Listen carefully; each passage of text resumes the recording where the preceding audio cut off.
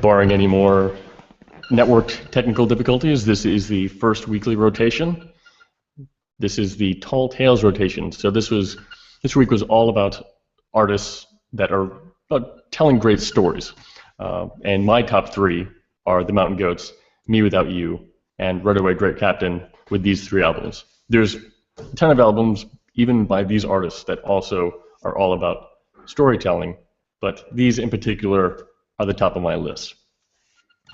So the Mountain Goats have an absolutely absurdly long discography, and all the albums is really its own body of work. So each album is its own story. Each album really encompasses one theme. The exception to that rule being the Alpha Couple, and I'll get into that later. But the Sunset Tree was the first album I ever listened to by the Mountain Goats. I got introduced by the Vlog Brothers, which are a whole other thing that you should probably look up. But the Sunset Tree, the story there is that it was essentially the first autobiographical album that John Darnielle, the lead of the Mountain Goats, did. And the story, in a nutshell, is it's him recounting his childhood with his abusive stepfather. So the story builds from when he was a child up until the end of the album with Pale Green Things, where he finds out his stepfather died of a heart attack. And really, this album is a roller coaster of emotion as you experience him telling the story of him finding love for the first time and using that as an escape from his troubled home life. But then you also have moments in the song The Lion's Teeth, for example, which is just really, really powerful. And if a folk song could be metal, The Lion's Teeth would be a metal folk song. And he's using really vivid imagery in the song to describe his stepfather's hands around his throat and the police coming and knocking down his door. And it's just a really intense song. And then you have other songs like This Year, which is really just an anthem of him trying to survive the wrath of his stepfather, where the song is all about just, I'll make it through this year if it kills me, is the chorus. So it's really just him trying to deal with everything that's happened over the course of this album. So let's see if we can look at the track list really quickly.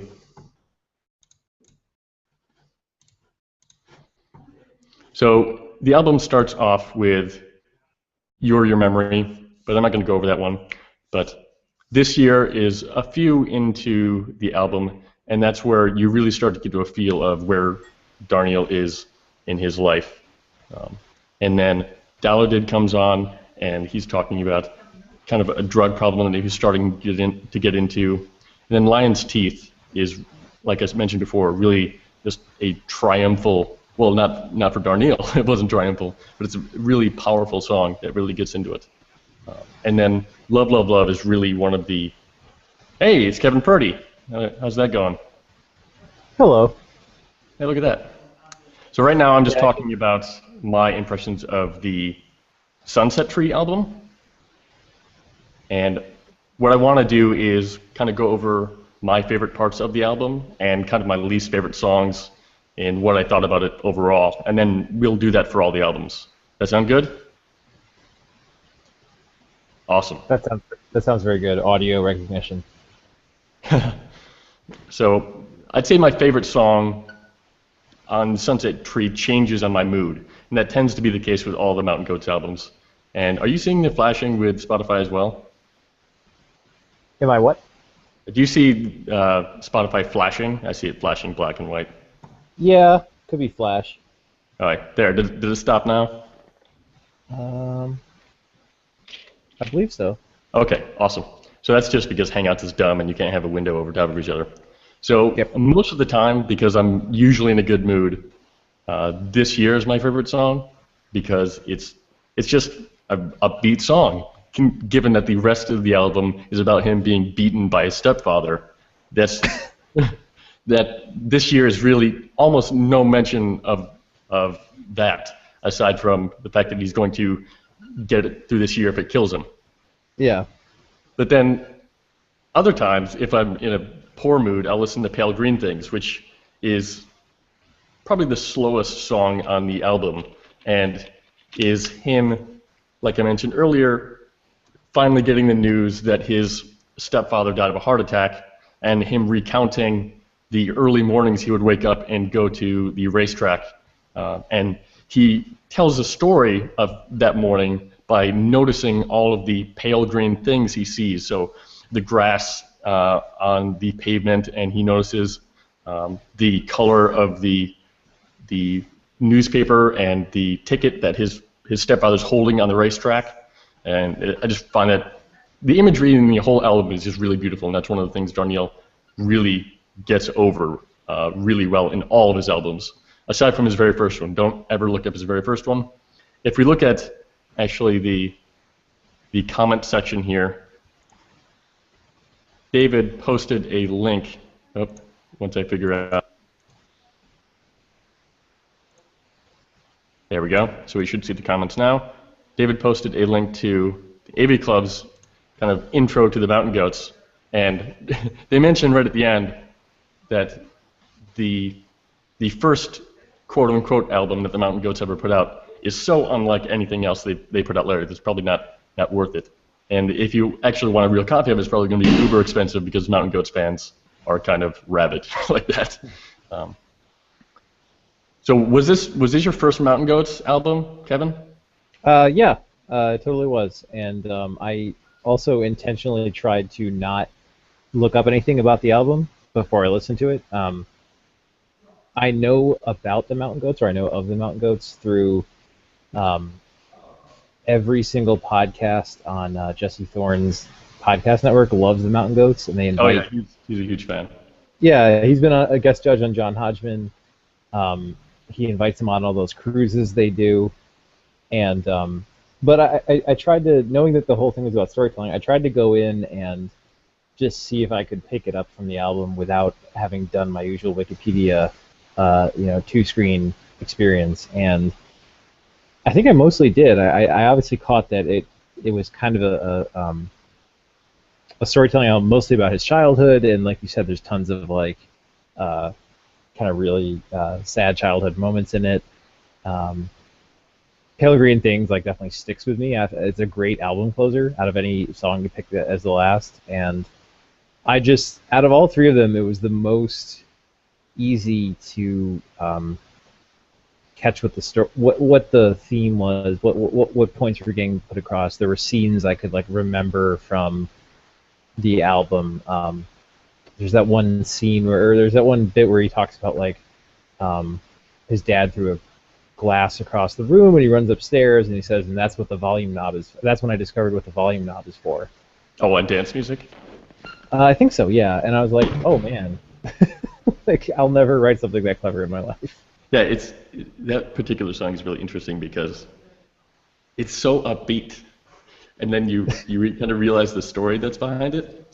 So you kind of realize that, oh yeah, he's about to be beaten by his stepfather, and you hear this really upbeat chorus like dance music, and it's really weird. And I think it took me about 2 or 3 listens when I first found this album to realize what was going on beneath the veneer of happy, upbeat stuff.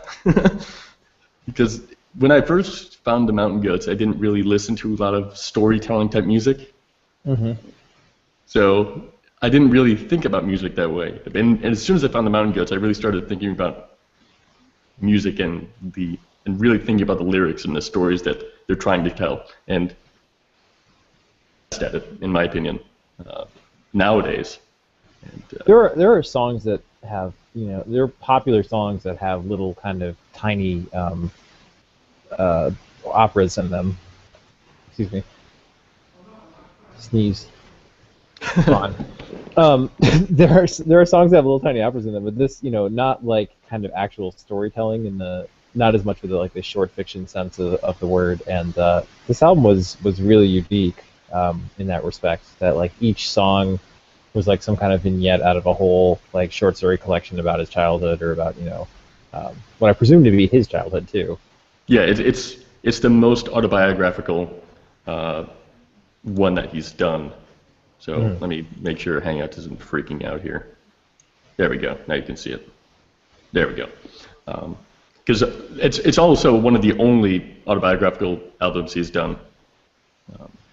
Because he evidently doesn't really like to get into it. He doesn't talk about himself and his life in interviews much. I mean, the most he goes into it is to explain that he was like a really drug-addled kid, and then he became a male nurse, and that completely changed his experience. Like if when he describes his childhood and his adolescence, it's not a figure you want to be a role model. Right. But so what was your least favorite song on the album? Let's see. I need a track listing. I can pull it up. Oh, you probably have it maybe.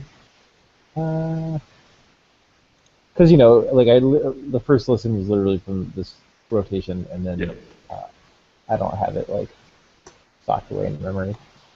There we go. Favorite. Can you see it on the screen now? At the page. Or you're gonna beat me to it. I wish I'd taken better notes now. Yeah, it's been interesting talking to the other people that were on the rotation. Like, Bishop was the only one I know of that had already listened to the Mountain Goats before, but he didn't actually listen to this album. He listened to an acoustic album version of the Sunset Tree. So he found it when he saw the link on Spotify. It was a completely different experience for him because it was a completely different feel. And that was officially released, or it's like a fan recording, or? Well, there's a ton of fan recordings, and when Darnielle first started playing in for a very long time, he recorded on a boombox, and with zero production value, and that's kind of the archetypal Mountain Goat sound is zero production value. You can hear the reverberation of his guitar from the boombox. But then the more recent albums got really high production value. Yeah, well, Iron and Wine started out that way too. Yeah, they definitely did. I knew what position it was in. I just didn't know the song. Deluded. I don't know. Yeah. I don't know if it's a verbal joke that I'm missing. No, so dilodids are a drug. Oh. Yeah. It's just because it comes right after This Year. Yeah, it's a very different song. And it just like it doesn't do anything for me particularly. I obviously didn't get the story behind the song, and it's only 2 minutes, so I can live with it. But like right after those first three songs, which are so just like punchy and like a great introduction to the band and the album, and then the song that just kind of seems like a mid-album track. That's nothing against it. It's like, the worst season of The Wire is one of the best seasons of TV. Yeah, I'd say Diludid was definitely one of my least favorite songs when I first started listening to it. Now, really, all of them are my favorite, and I just have a least favorite. I'd say it's Diludid and Dino Lipati's Bones that aren't really up there for me. Like Diludid, for example, the other songs don't really have a very cohesive story. Like with Lion's Teeth, for example, he explains almost without metaphor exactly what's happening to him. He says his stepfather's hands are around his throat and things like that. And Diludid, it's almost entirely metaphor. He doesn't explain what's going on outside of essentially he's explaining his feelings almost as a painting. And kind of the same with Dino Lipati's Bones. So let's look at the track list here. I'm listening to it in my other ear. It strikes me better musically than the other track. Then which one? It's more interesting. Dino Lipati's Bones is more interesting to me musically, production-wise, than the kind of orchestrated, Deluded. Yeah, I'd agree with that. Yeah. I generally it takes a lot. the song really has to carry an orchestra for me to want to have it there. Like it feels Right. literally like too many people in the room when there's usually orchestration on a track. I don't know why that is. Maybe I think I really hated orchestra in elementary school, and so now it just reminds me of being in orchestra class. But Right, right. So did you find any did you listen to any other Mountain Goats stuff? no, because I was on a mission to listen to two other albums. Oh, right, right. I had a lot of homework this week, and then no, I did. I'm going to though probably, and according to the AV Club, the next one should probably be which one did I say is to do next? What do you think I should do next? Should I listen to We Will All Be Healed? No, so my recommendation. So did you like it? We Shall All Did Be Healed. did you enjoy the production values? Did you like, or did you think it was too lo-fi or too overproduced? Very little is too lo-fi for me. No, it wasn't overproduced. Yeah. So if you don't mind like the kind of really getting the horns into the songs, I'd say try All Eternal's Deck or one of his newer. Always forget the names. Transcendental Youth, I wouldn't start out with next. All Eternal's Deck, I definitely would. Heretic Pride is another really great one that I really, really love. Okay. But if you can go back into the older ones. So if you want to go backwards instead of forwards, my recommendation would be All Hail West Texas. That's kind of every Mountain Goats fan's most favorite album. Okay, All Hail West Texas.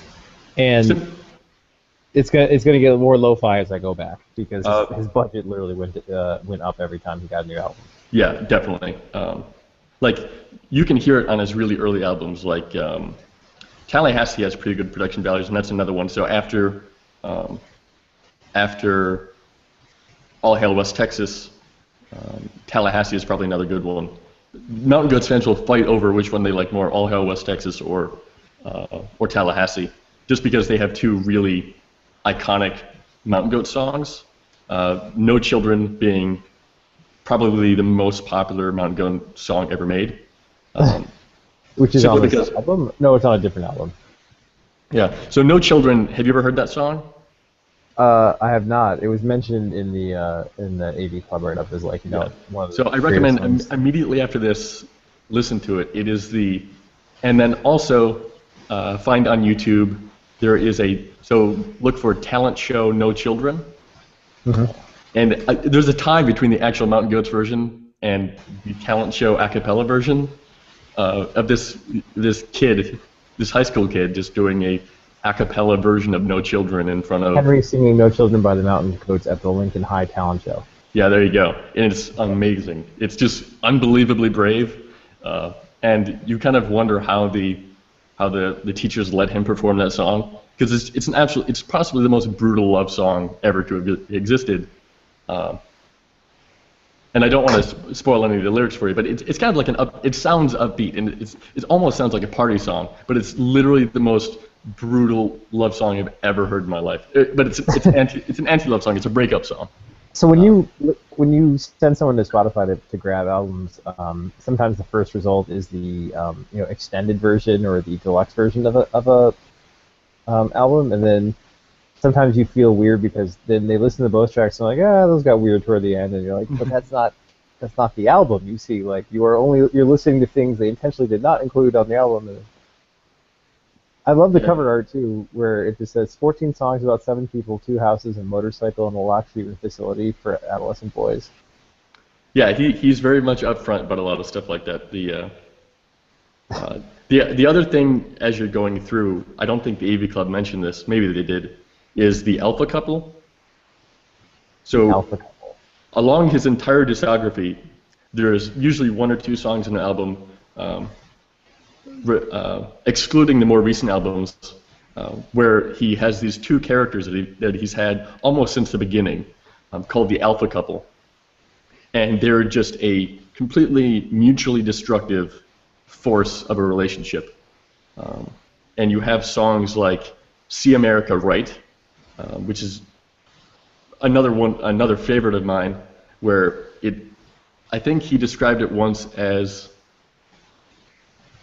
they're the kind of people that they drink too much and they don't care, and the only time that you should really care about it is when you see the headlines in the paper about it.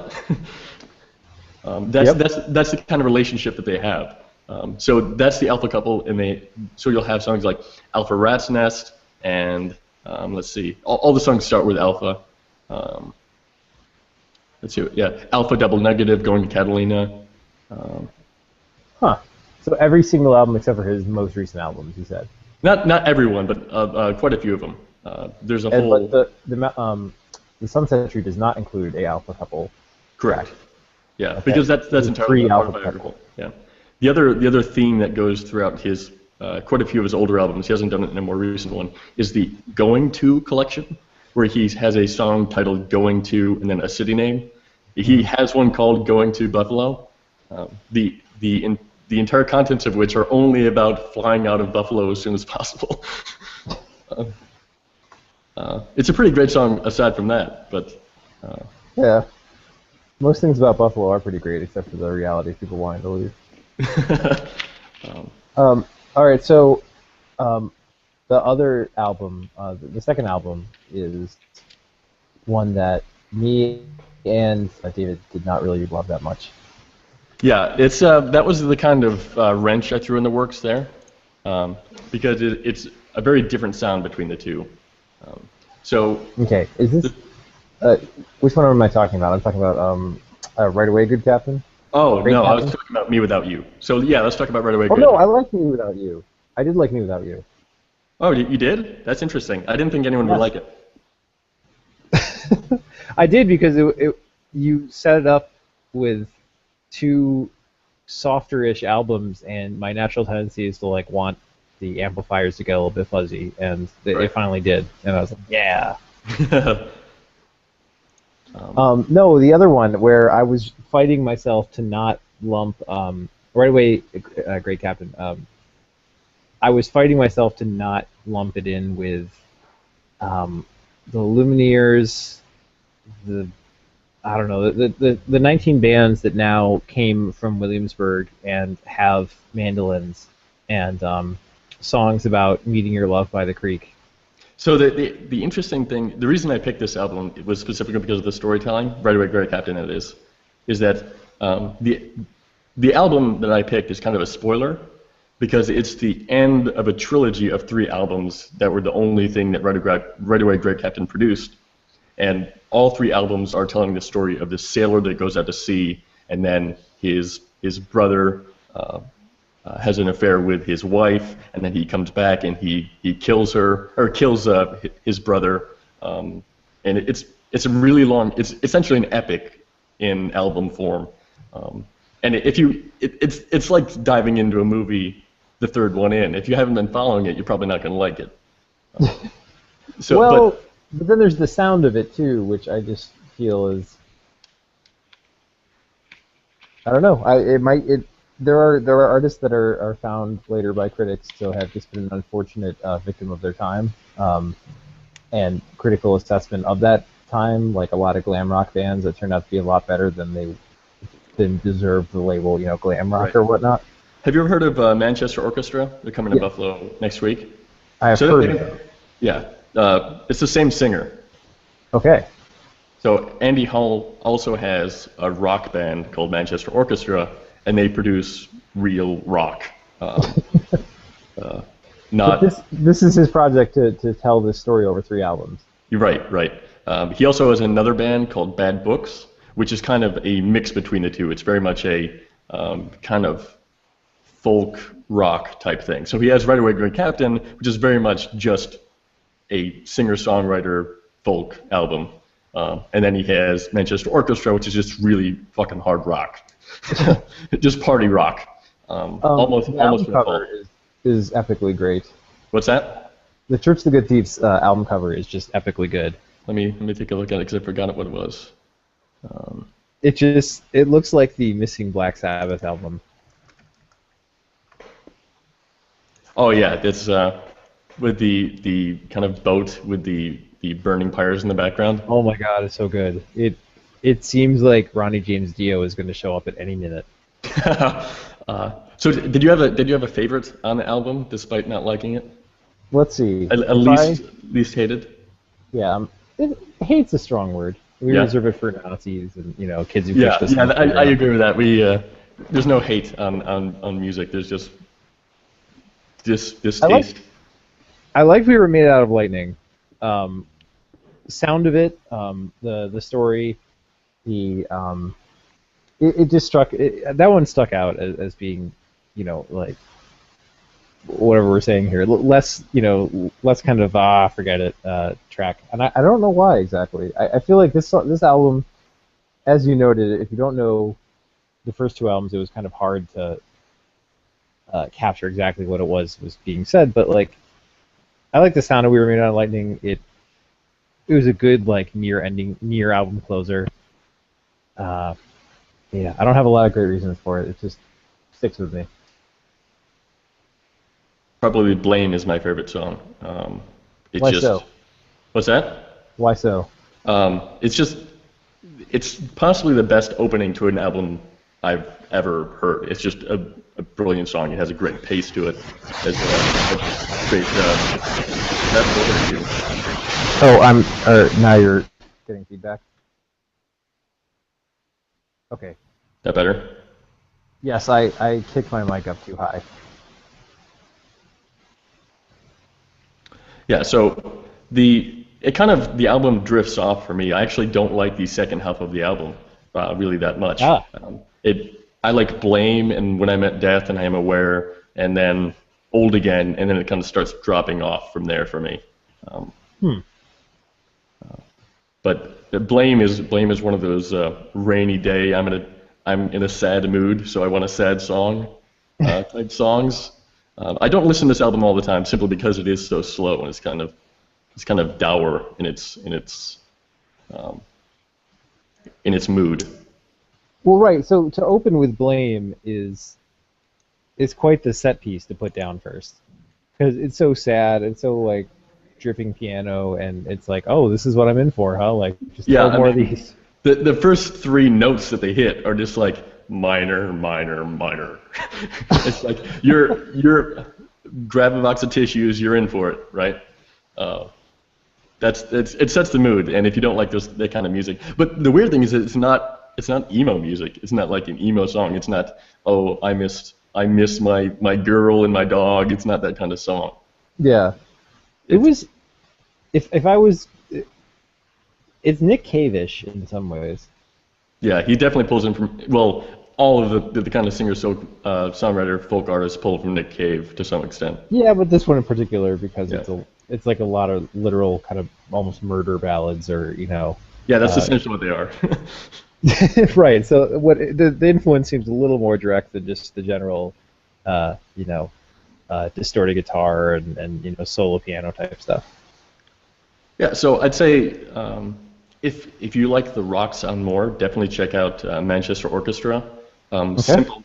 Simple Math is a fucking amazing album.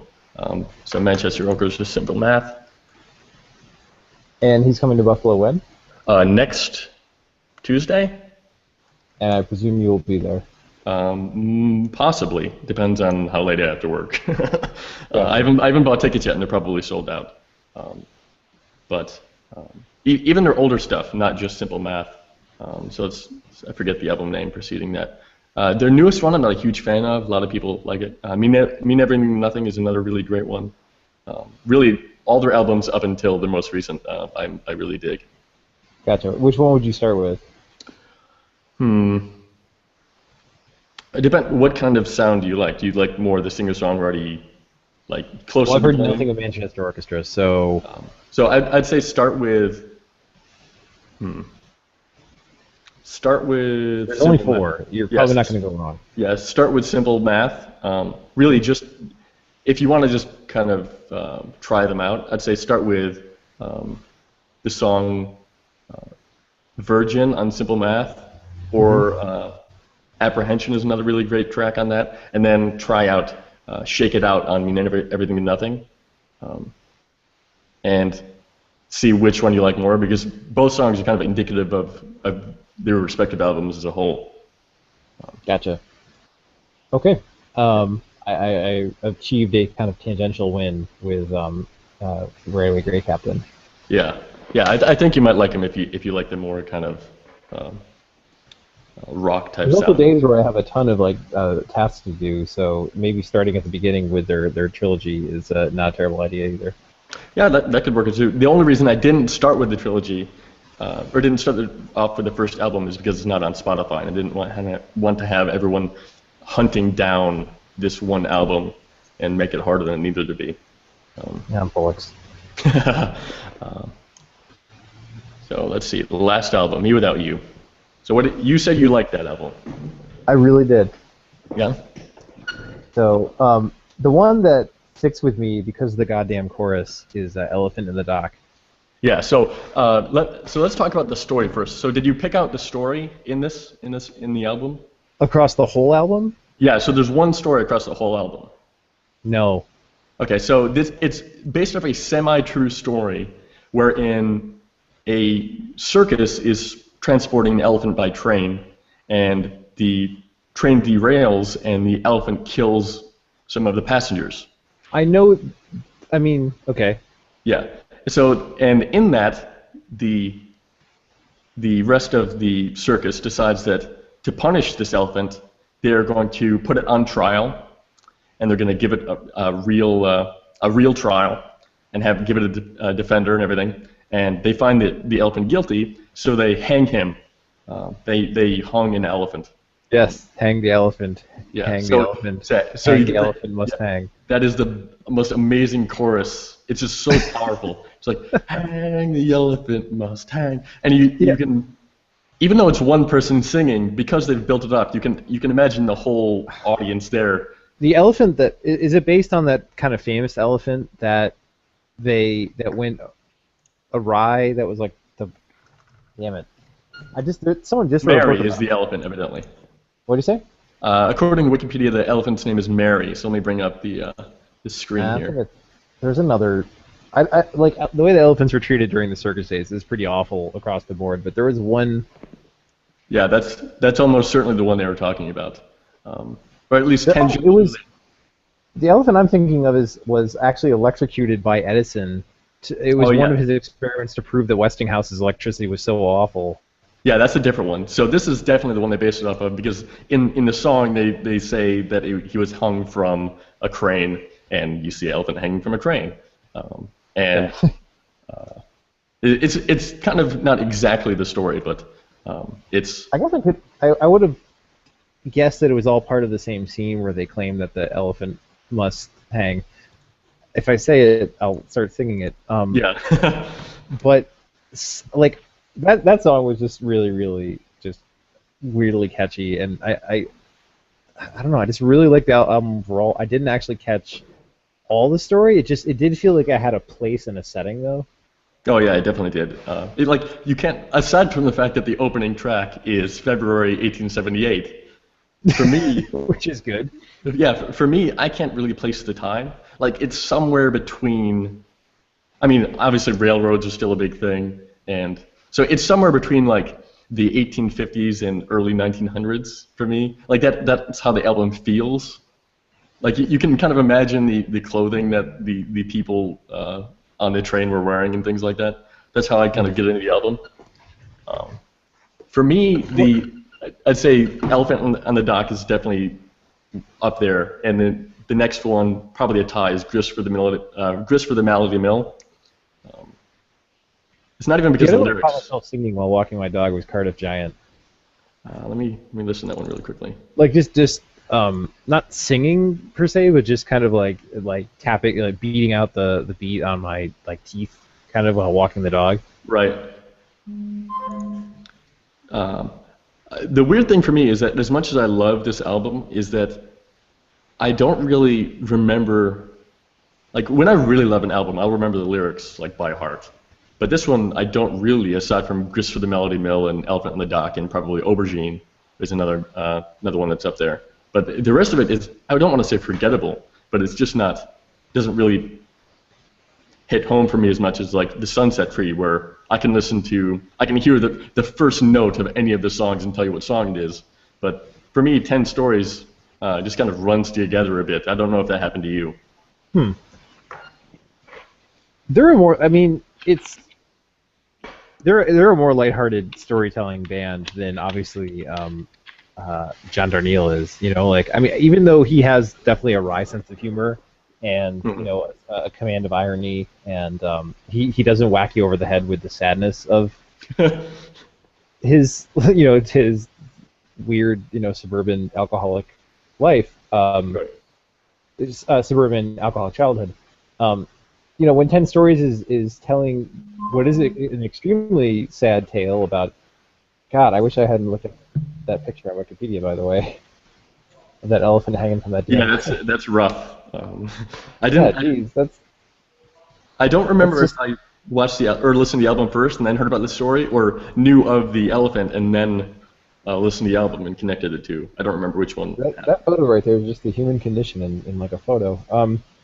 But like they have like a more arch and kind of ironic storytelling style than like he would have, or perhaps Right Away Great Captain. Like who are they're also getting into their characters.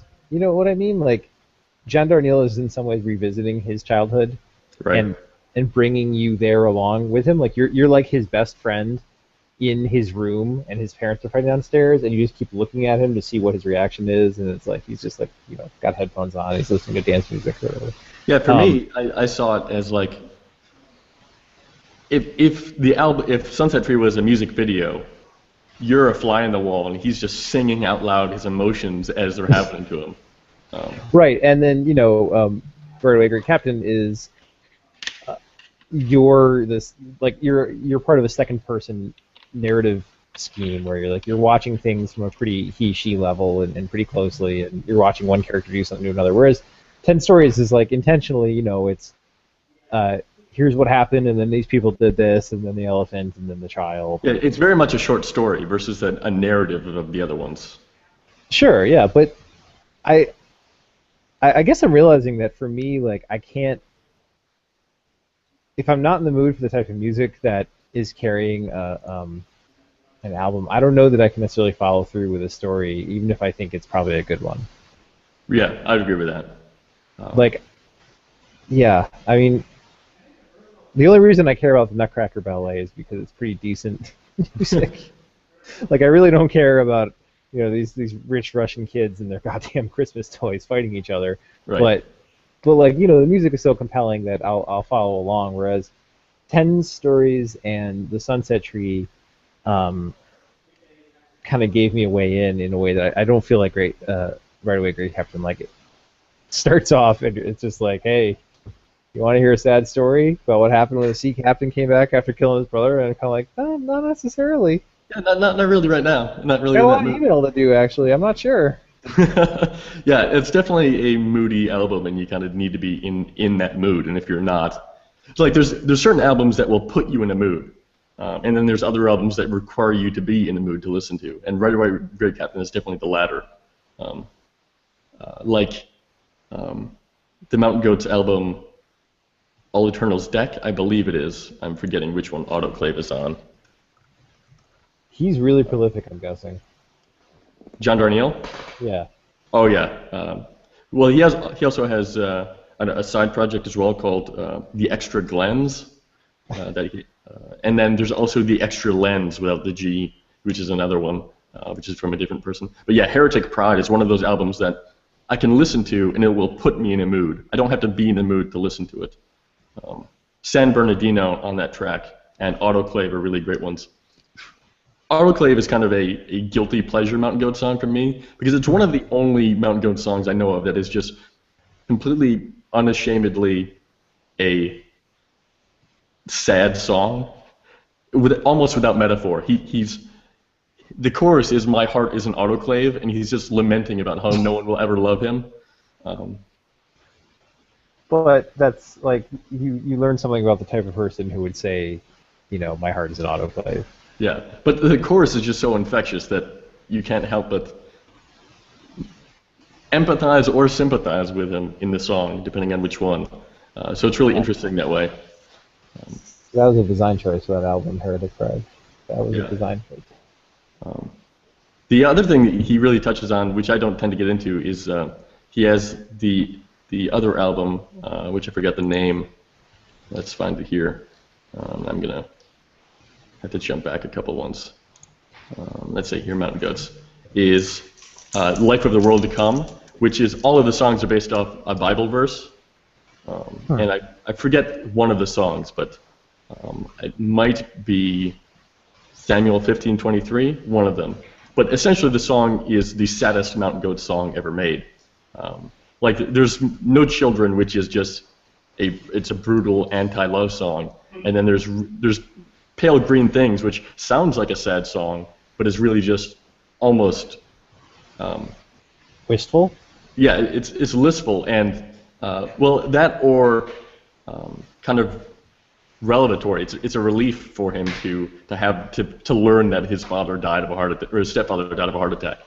But then there's I believe it's Samuel 15:23, and it's the song almost in entirety is him riding on a plane. I don't need to close up or anything, do I? What'd you say? Oh, sorry, I was talking to other people in the lab. Oh, okay. And the song is him on a plane back to meet his dying mother, which is it's just a rough song. It's a sad, the only video I know of him playing the song is just him with a guitar on stage and essentially weeping as he's playing the song. It's really rough. Wow. Yeah. This dude has put out a lot of albums. And I'm gonna try to like make my way through a lot of them with this week and the next week, unless I get another rotation commandment list. Yeah, well, that's kind of the thing I want to go into. So,